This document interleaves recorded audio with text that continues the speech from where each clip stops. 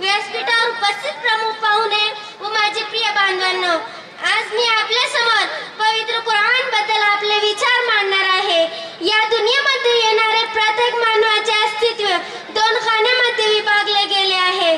शरीर आणि आत्मा दोन्हीचा निर्माता अल्लाहचा आहे आणि त्यानेच मानव जीवित राहावे म्हणून एक व्यवस्था बनवली आहे। शरीर कायम राहण्यासाठी हवा, पाणी, अग्नी, पृथ्वी, आकाश, चंद्र, सूर्य तसेच सृष्टीतील प्रत्येक वस्तू या मानवासाठी निर्माण केली आहे। गुलिस्ता सादी म्हणतात, अबर व बाद व मह व खुर्शीद व फलक दरकारीन तातुनाने बकफारी व बाखफलत नाखोरी। तसेच आत्मिक गरजा दूर करण्यासाठी प्रेषितांचे व ईश्वरियांचे ग्रंथांचे अवतरण केले आहे।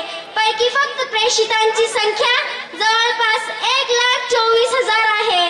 तसेच ग्रंथामध्ये तौरात, इंजील, जबूर आणि सर्वात शेवटी अवतरलेला ईश्वरीय ग्रंथ दिव्य कुराण आहे व हाच ग्रंथ प्रलयांच्या दिवसापर्यंत लोकांच्या ऐहिक व आत्मिक मार्गदर्शनासाठी कायम राहील।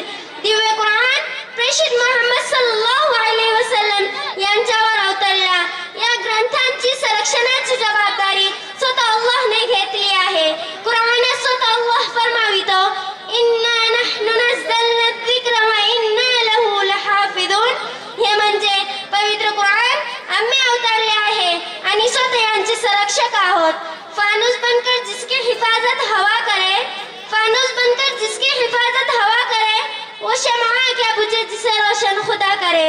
प्रिय बांधवांनो, प्रकाश ज्योत रूपी या पवित्र कुराणाला विझवण्यासाठी व त्याच्यात हेरफेर करण्याची पूर्वीच्या काळात अनेक प्रयत्न केले गेले व आज पण केले जात आहे।